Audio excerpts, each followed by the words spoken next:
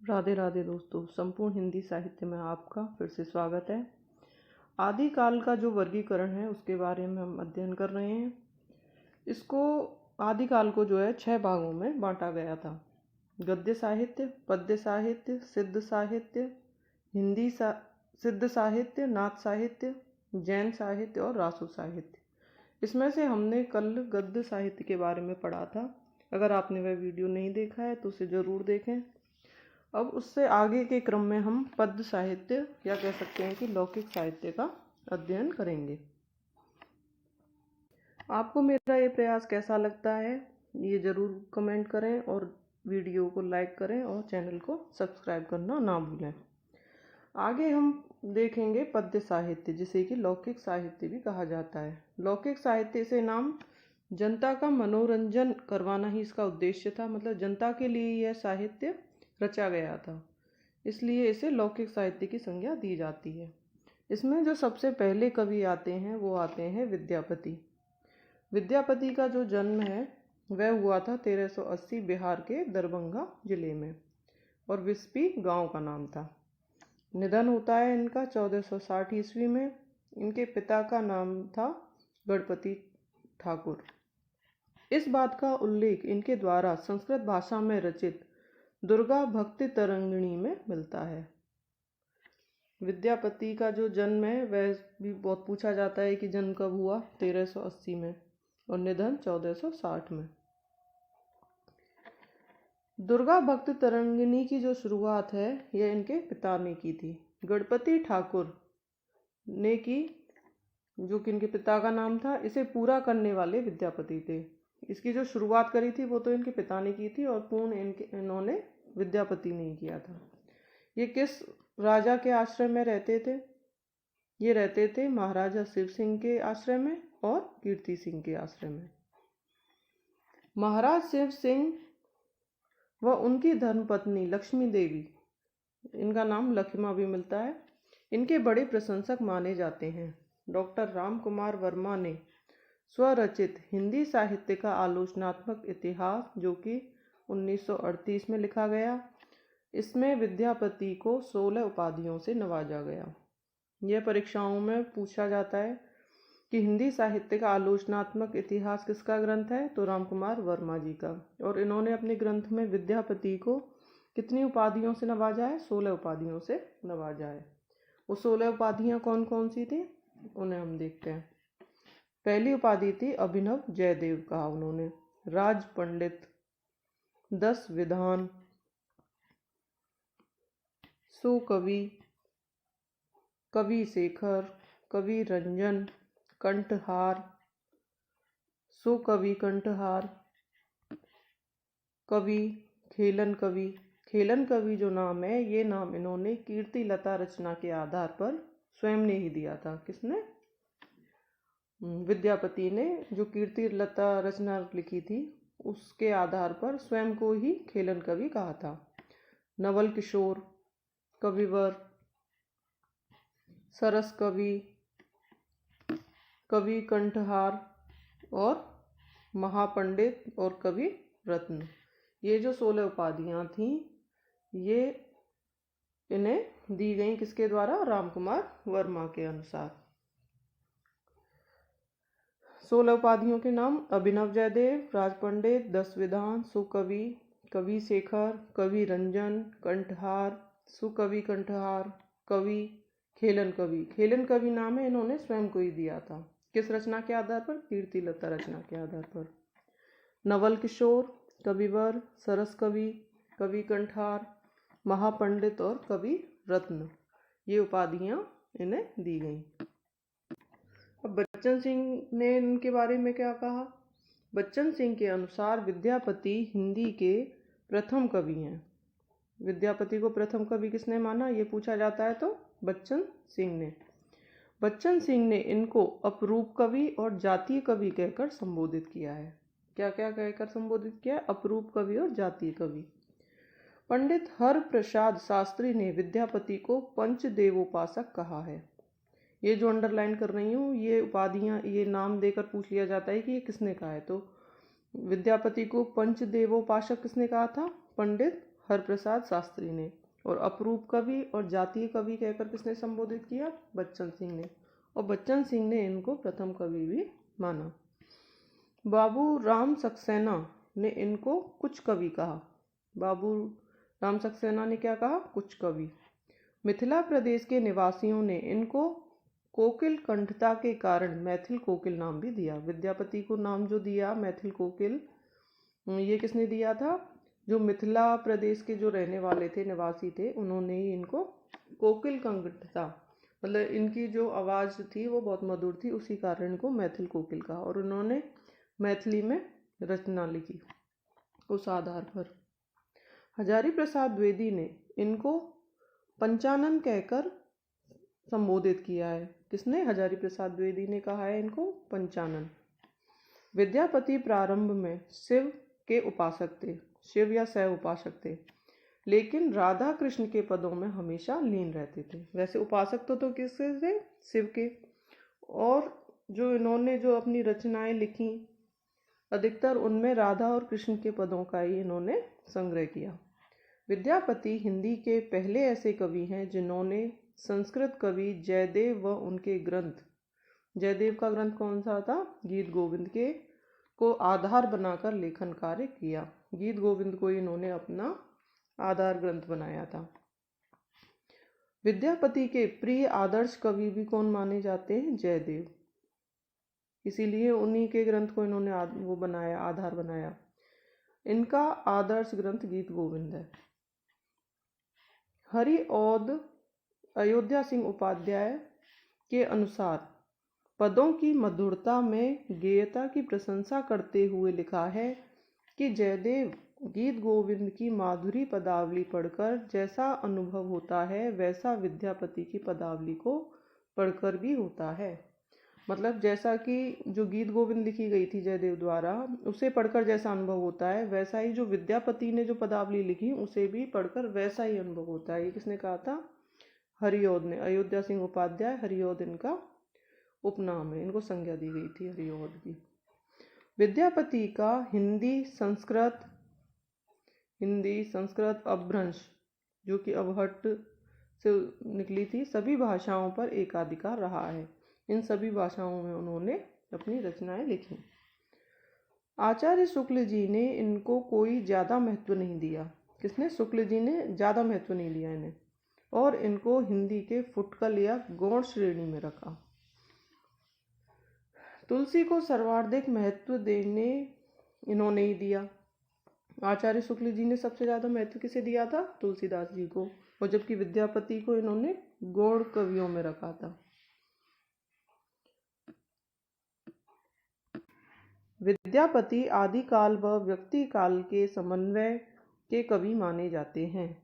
विद्यापति को आदिकाल और भक्ति काल हो गए, ये भक्ति काल है, भक्ति काल के समन्वय के कवि के रूप में माना जाता है। विद्यापति को हिंदी में पद शैली का प्रवर्तक माना जाता है। और क्या माना जाता है इन्हें? इन्होंने पद शैली का प्रवर्तन किया था हिंदी में। इन्हें आदि गीतकार व कृष्ण गीति काव्य परंपरा के प्रवर्तक के रूप में स्थान दिया जाता है। इनके द्वारा रचित पदावली रचना के पदों को सुनकर या पढ़कर चैतन्य संप्रदाय के जो प्रवर्तक थे, चैतन्य महाप्रभु, वो भाव विभोर होकर मूर्छित हो जाया करते। चैतन्य महाप्रभु इनके पदों को पढ़कर क्या हो जाते थे? मूर्छित हो जाते थे। विशेषता क्या है? विद्यापति के पदों का सर्वाधिक प्रचार प्रसार करने वाले भी चैतन्य महाप्रभु ही थे। तो इनके पदों का जो सर्वाधिक प्रचार प्रसार किया वो भी चैतन्य महाप्रभु ने किया। कृतित्व कौन कौन से हैं इनके? इन्होंने कौन कौन सी रचनाएं लिखी? विद्यापति ने संस्कृत, अवहट्ट, मैथिली भाषा में काव्य लेखन का कार्य किया, जिसमें से 11 रचनाएं संस्कृत में रचित हैं। इन्होंने संस्कृत, अवहट्ट, मैथिली भाषा में काव्य लेखन किया और 11 जो रचनाएं हैं वो संस्कृत में रचित हैं। दुर्गा भक्त तरंगिनी, दुर्गा भक्ति तरंगिनी इन्होंने अपने पिता की अधूरी रचना को पूरा किया था। ये इनके पिता ने लिखी थी पर यह अधूरी थी तो इन्होंने पूरी की थी। तो पहली रचना हो गई दुर्गा भक्त तरंगिनी। दूसरी आती है गौ रक्षक विजय नाटक। इस नाटक में गद्य भाषा तथा पद्य भाषा मैथिली में रही। जो गद्य और पद्य की जो भाषा है वो मैथिली भाषा रही और भाषा शैली गद्य और पद्य की रही। इसी नाटक के आधार पर मिश्र बंधु ने इनको हिंदी का प्रथम नाटककार कहा। मिश्र बंधुओं ने इनको हिंदी का प्रथम नाटककार माना। किस रचना के आधार पर? गौरक्षक विजय नाटक के आधार पर। पुरुष विलास, उसके बाद आती है पुरुष विलास। इसमें क्या है? नीति, उपदेश, ज्योतिषशास्त्र का ज्ञान समन्वय स्पष्ट तौर पर दिखाई देता है। इसमें नीति का, उपदेश का और ज्योतिषशास्त्र का ज्ञान मिलता है। अगली रचना आती है भूपरिक्रमा। फिर आती है गंगा वाक्यावली, लिखनावली, शैव सर्वसार। अवहट्ट में इनकी दो रचनाएं कौन कौन सी?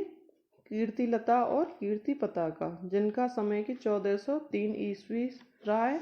अगर विक्रम संवत में पूछा जाए तो 1460, क्योंकि ईस्वी में जब हम +57 कर देते हैं तो वो सन विक्रम संवत में निकल आता है। फिर तो 57 इसमें प्लस कर देंगे तो 1460 विक्रम संवत निकल आएगा।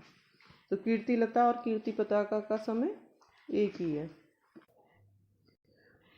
मैथिली पदावली, पदावली जो है कौन सी भाषा में लिखी गई है? मैथिली भाषा में। इसका समय भी 1403 ईस्वी रहा। आचार्य शुक्ल जी ने इन तीनों रचनाओं को वीर रस से परिपूर्ण माना। इसमें कौन से रस का समावेश है? वीर रस का। 12 रचनाओं में से कीर्ति लता जो है उसके बारे में क्या कहा गया है? इस रचना में आचार्य शुक्ल जी ने वीर रस की प्रधानता मानी है। किसमें? कीर्ति लता में वीर रस की प्रधानता है। इसमें कीर्ति सिंह जो इनके राजा थे, जिनके आश्रय में ये रहे थे, कीर्ति सिंह की यश व कीर्ति का वीरतापूर्वक वर्णन किया है इसमें।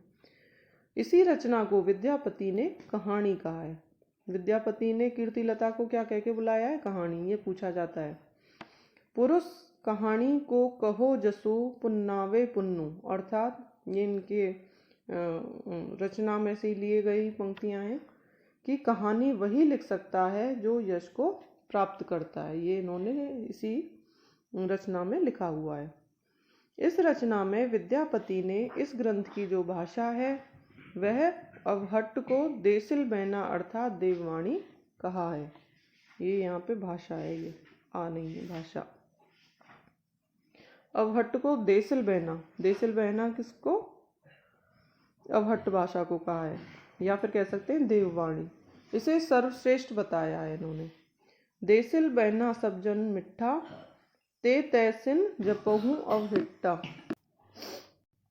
देसिल बहना सब जन मिठा, ते तैसिन जपहू अवहट्टा। ये इन्होंने अवहट्ट भाषा के बारे में कहा है। इस रचना में जौनपुर राज्य का वर्णन किया गया है। किसमें? पदावली में, उसमें कीर्ति लता में। बच्चन सिंह ने इस बात का समर्थन नहीं किया। किस बात का समर्थन नहीं किया बच्चन सिंह ने? कि ये जौनपुर राज्य का वर्णन इसमें मिलता है। क्यों? उन्होंने कहा विद्यापति यदि जौनपुर आते तो गौतमी नदी का उल्लेख अवश्य करते। मतलब ये जो रचना लिखी इसमें गौतमी नदी का कहीं वर्णन ही नहीं किया है। अगर वो आते तो इस नदी का वर्णन जरूर करते। लेकिन वास्तविकता यह है कि विद्यापति कभी जौनपुर नहीं गए। ये किसका मानना था? बच्चन सिंह का। हजारी प्रसाद द्विवेदी जी इस सूचना को भृंग भृंगी संवाद कहा है। हजारी प्रसाद द्विवेदी जो हैं, इसमें जो संवाद हुआ है वो किसके बीच मानते हैं? भृंग भृंगी, मतलब भौरा भौरी के बीच का संवाद। जबकि द्विवेदी जी ने पृथ्वीराज रासो में जो संवाद हुआ है उसे क्या माना है? सुख सुखी संवाद, अर्थात तोता तोती का संवाद। ये किसने माना था? हजारी प्रसाद द्विवेदी जी ने। और जो कीर्ति लता है उसमें किसका संवाद माना है? भृंग भृंगी का।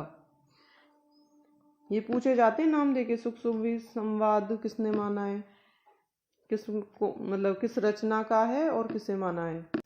इस ग्रंथ की भाषा अवहट्ट है, लेकिन आचार्य शुक्ल जी इस भाषा को पूर्वी हिंदी मानते हैं। शुक्ल जी का क्या मानना है, वैसे इसमें है तो अवहट्ट भाषा का प्रयोग, पर जो शुक्ल जी हैं वो इसे पूर्वी हिंदी कहते हैं, जिसमें पूर्वी हिंदी का प्रयोग किया गया है।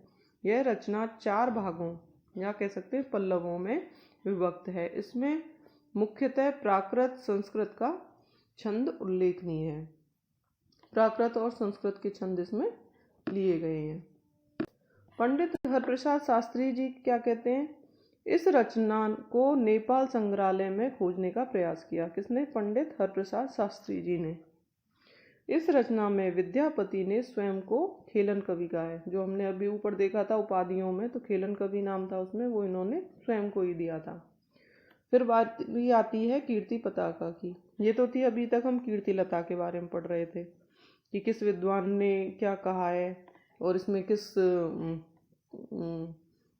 किस राजा का वर्णन है, क्या इसमें विशेषताएं रही। अब बारी आती है कीर्ति पताका की। इनके जो आश्रयदाता थे वो शिव सिंह और कीर्ति सिंह थे, ये हम पहले देख ही चुके हैं। तो जो पहले कीर्ति लता रचना थी उसमें कीर्ति सिंह का ही वर्णन किया गया था, और जो कीर्ति पताका है खंडित रचना मानी गई है। आगे आती है पदावली, जो कि 1403 में लिखी गई। ये है मैथिली भाषा की रचना, और जो कीर्ति लता और कीर्ति पताका थी वह अवहट्ट भाषा में लिखी गई थी। पदावली की जो भाषा थी वो मैथिली थी। यह पद शैली में रचित थी, इसमें पदों का संकलन किया गया, तो पद शैली में रचित है यह रचना। कौन सी, पदावली। नाम भी इसका पद से ही शुरू होता है। इसे संपूर्ण ग्रंथ तो नहीं माना जा सकता। विद्वान इस रचना को पदों की पंक्ति मात्र कहते हैं। मतलब इसे संपूर्ण ग्रंथ तो नहीं कहा है, लेकिन इसकी जो रचना है वो पदों की पंक्ति मात्र कहकर बोला है उसको। इस रचना में विद्यापति ने बाल्यावस्था से लेकर वृद्धावस्था तक के विभिन्न अवसरों पर लिखे गए पदों का संकलन किया है। जो इनकी पदावली जो रचना है उसमें बाल्यावस्था से लेकर वृद्धावस्था तक के जितने भी अवसर आते हैं उन पदों का संकलन है इसमें। इस रचना में राधा कृष्ण की प्रेम लीला का वर्णन है, जिसमें संयोग व वियोग श्रृंगार है। इसमें संयोग और वियोग श्रृंगार का वर्णन किया गया है। और किसकी प्रेम लीला है, राधा और कृष्ण की। इस रचना में वियोग श्रृंगार की प्रधानता है। प्रयोग तो दोनों का किया है, लेकिन प्रधानता किसकी रही है, वियोग श्रृंगार की। पूर्वाग्रह के कारण अन्य पदों में शिव पार्वती व दुर्गा का भी वर्णन इसमें मिलता है। इस ग्रंथ की जो नायिका थी राधा, वह परकीया नायिका हैं। चैतन्य महाप्रभु की जो राधा थी वह भी परकीया नायिका थी। परकीया नायिका किसको कहते हैं, जिसका पति विदेश चला जाए, बाहर चला जाए, उसको कहते हैं परकीया नायिका। डॉक्टर बच्चन सिंह पदावली के पद विद्यापति के जीवन दर्शन का सार हैं। बच्चन सिंह जी क्या कहते हैं इनके बारे में, जो पदावली के जो पद हैं वो विद्यापति के जीवन दर्शन, मतलब उनके जीवन में जो चीज़ हुई उसी का दर्शन उसमें मिलता है। सखी है कि पूछसी अनुभव मोए, जो सखियां हैं वो उनके अनुभव पूछती हैं। इस विद्यापति ने इस ग्रंथ की जो रचना है स्वांत सुखाय के लिए लिखी थी, मतलब अपने ही सुख के लिए लिखी थी। ये भी बच्चन सिंह का मानना है। पदावली के पदों को 3 भागों में वर्गीकृत किया जा सकता है। कौन कौन से 3 पद वो हैं, वो 3 भाग, श्रृंगारिक पद, भक्ति संबंधी पद और काल संबंधी पद। श्रृंगारिक पद में तो राधा और कृष्ण को नायक नायिका मानकर पद लिखे गए हैं। भक्ति संबंधी पद में राधा कृष्ण को ईश्वर मानकर पद लिखे गए हैं। और जो काल संबंधी पद है उसमें न्यून मात्रा रही है, मतलब राधा कृष्ण के बारे में तो कहा गया है पर बहुत कम। तो इस तरह से इनको 3 भागों में बांटा गया है। आचार्य शुक्ल जी के अनुसार जॉर्ज ग्रियर्सन पदावली के पदों का संग्रह करते हैं, तब उन्हें ज्ञात हुआ कि कीर्ति लता व कीर्ति पताका इन्हीं की रचना है। शुक्ल जी के अनुसार जो जॉर्ज ग्रियर्सन की जो पदावली है, जॉर्ज ग्रियर्सन जो है पदावली के बारे में पदों का जब संग्रह कर रहे थे तभी उन्हें ज्ञात हुआ कि कीर्तिलता व कीर्ति पताका किसकी रचना है, विद्यापति जी की रचना है। पदावली रचना में अनेक स्थानों पर शिव, गंगा, दुर्गा को आधार बनाकर कुछ पद लिखे जिन्हें नचारी कहा जाता है। क्या कहा जाता है? नचारी। किनको? जिसमें शिव, गंगा और दुर्गा को आधार बनाकर पद लिखे गए, उसको क्या कहा गया है? नचारी। निराला ने पदावली के पदों को नागिन की लहर कहा है। निराला ने क्या कहा है? जो भी अंडरलाइन किए जा रहे हैं ये परीक्षाओं में बहुत बार पूछे भी गए हैं और आगे पूछने की पूरी संभावना है। नागिन की लहर किसने कहा? निराला ने। किसको? पदावली के पदों को। विद्यापति को इन्होंने क्या कहा? श्रृंगारिक कवि कहा। विद्यापति पहले हिंदी के कवि हैं जिन्होंने श्रृंगार व भक्ति प्रकट करने का कार्य किया। ये भी निराला जी का कथन है। यह हिंदी के पहले ऐसे कवि हैं जिन्हें भक्ति, श्रृंगार और वीर रस की त्रिवेणी भी कहा जा सकता है। इन्होंने भक्ति के, श्रृंगार के और वीर रस के, इन तीनों के ही त्रिवेणी का इन्होंने समन्वय किया अपने पदों में। तीनों पदावली में इन्होंने जीव व परमात्मा को रूपक की संज्ञा दी है। किसमें? पदावली में किसको? जीव को और परमात्मा को रूपक की संज्ञा देकर समन्वय किया है। इसी कारण विद्वान इनको रहस्यवादी कवि भी कहते हैं। श्रृंगारिक कवि भी माना है, भक्ति का भी इन्होंने समन्वय किया है और इनको रहस्यवादी भी कवि माना है। विद्यापति भक्त कवि या श्रृंगार कवि या फिर रहस्यवादी कवि, अब ये तीनों की संज्ञा दे दी है तो इनको क्या मानना चाहिए इसके बारे में हम आगे देखेंगे। भक्त कवि मानने वाले कौन कौन से विद्वान रहे हैं? भक्ति कवि मानने वाले रहे हैं हजारी प्रसाद द्विवेदी, ब्रजव्रत सहाय, चैतन्य महाप्रभु। इन तीनों ने तो इन्हें भक्त कवि माना है। और किस आधार पर माना है ये देखेंगे कि राधा कृष्ण को सर्वप्रथम भगवान व भगवती के रूप में मान्यता देने वाले विद्यापति ही थे, अतः विद्यापति भक्त कवि हैं। अब श्रृंगार कवि मानने वाले कौन कौन हुए? श्रृंगार कवि मानने वाले हुए हैं रामचंद्र शुक्ल, राम कुमार वर्मा, राम वृक्ष बेनीपुरी, डॉक्टर बाबू राम, डॉक्टर बाबू गुलाब राय और बच्चन सिंह और हरप्रसाद शास्त्री। इन चारों ने, 4 और 3 कितने? 7 ने इन्होंने श्रृंगार कवि माना है इन्हें। श्रृंगार कवि इन्होंने किस आधार पर माना है? इन्होंने राधा व कृष्ण को नायक नायिका मानकर उनका अश्लील व अशिष्ट श्रृंगारिक वर्णन किया है। इस आधार पर इनको श्रृंगारिक कवि माना इन्होंने। विद्यापति को रहस्यवादी कवि कौन कौन मानते हैं? तो जनार्दन मिश्र, जॉर्ज ग्रियर्सन और नागेंद्रनाथ गुप्त, ये तीनों इन्हें रहस्यवादी कवि मानते हैं। ये किस आधार पर मानते हैं? जॉर्ज ग्रियर्सन के अनुसार राधा जीव हैं और कृष्ण परमात्मा हैं। निष्कर्ष तौर पर कहा जा सकता है कि विद्यापति प्रारंभ में तो भक्त कवि थे। ये कौन मान रहा है? जॉर्ज ग्रियर्सन के अनुसार तो प्रारंभ में तो ये भक्त कवि थे, लेकिन अंततः इनको श्रृंगारिक कवि ही मानना चाहिए क्योंकि इनकी रचना जो है पदावली, इसमें श्रृंगार रस का प्रयोग हुआ है। इस आधार पर इन्हें श्रृंगार कवि कहा जा सकता है। रामचंद्र शुक्ल जी ने विद्यापति जी को श्रृंगारिक कवि क्यों माना? अब रामचंद्र शुक्ल जी का तो बहुत महत्वपूर्ण योगदान रहा है सभी उनमें, तो इनका क्या मानना है? इन्होंने श्रृंगारिक कवि क्यों माना इन्हें? कि आध्यात्मिक रंग के चश्मे आजकल बहुत सस्ते हो गए हैं। ये कथन कम से कम बहुत बार पूछा जा चुका है कि आध्यात्मिक रंग के चश्मे सस्ते हो गए हैं। कथन किसका है? या तो ऐसे पूछ लेते हैं तो शुक्ल जी का। और किसके बारे में कहा है? विद्यापति जी के बारे में, जिन्हें लगाकर लोगों ने गीत गोविंद के पदों को आध्यात्मिक रंग दे दिया है। जो गीत गोविंद के पद हैं, अब जैसे विद्यापति जी ने गीत गोविंद को ही आधार माना था, तो तो उन्होंने भी वो जो पद लिखे वो गीत गोविंद को आधार बनाकर ही लिखे। तो इन्होंने उसी बारे में कथन कहा है कि आध्यात्मिक रंग के चश्मे आजकल बहुत सस्ते हो गए हैं, जिन्हें लगाकर लोग गीत गोविंद के पदों को आध्यात्मिक रंग दे दिया। दूसरी बात क्या कही इन्होंने, विद्यापति मूल रूप से शैव थे, लेकिन पदों की रचना श्रृंगार एक काव्य की दृष्टि से की है। वैसे तो शिव भक्त थे, वो शैव के उपासक थे, लेकिन जो रचना रची वो श्रृंगारिक काव्य की दृष्टि से लिखी गई। विद्यापति को कृष्ण भक्तों की परंपरा में नहीं समझना चाहिए। इनका कहना था रामचंद्र शुक्ल जी का कि इनको कृष्ण भक्तों की परंपरा में नहीं समझना चाहिए।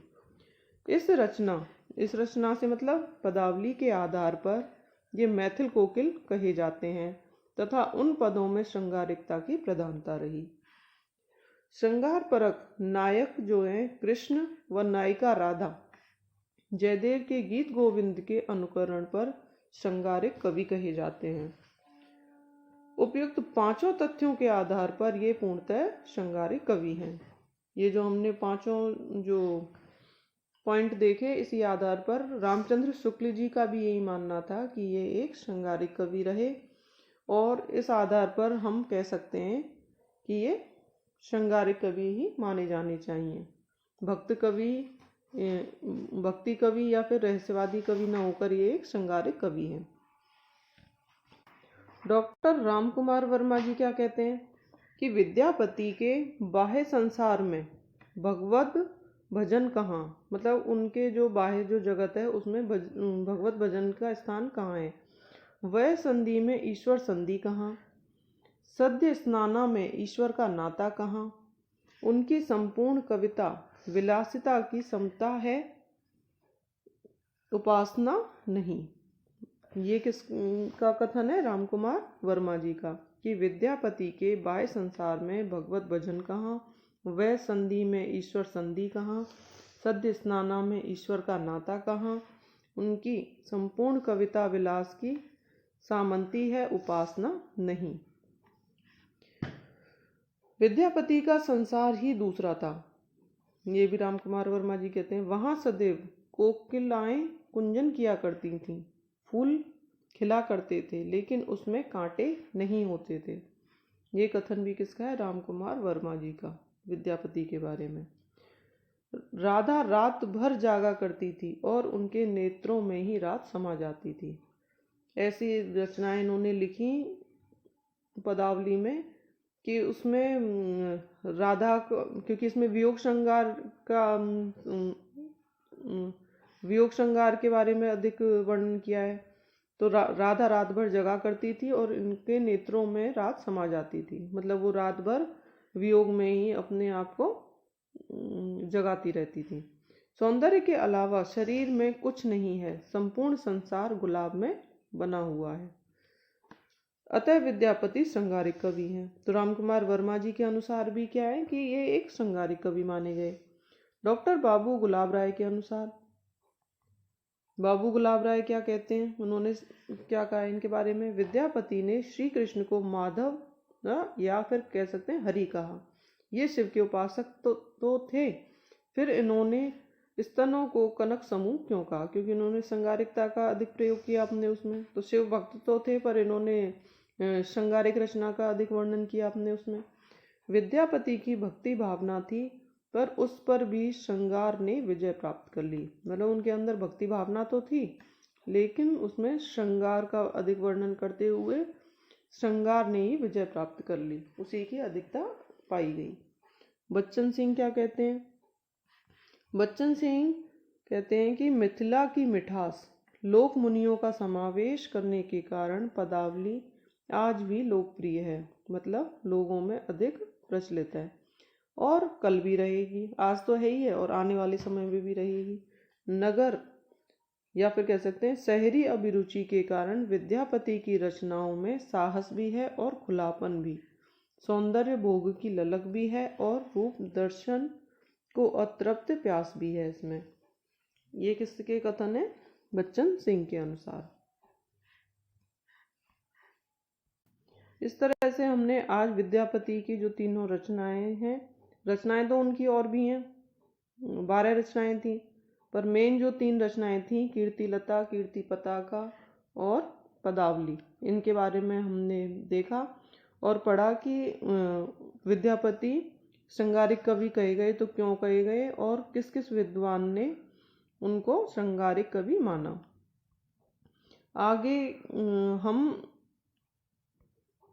आगे इसी क्रम में हम और रचनाकारों को देखेंगे और उनके बारे में पढ़ेंगे। चैनल को लाइक करें और चैनल को सब्सक्राइब करना ना भूलें। राधे राधे दोस्तों, धन्यवाद।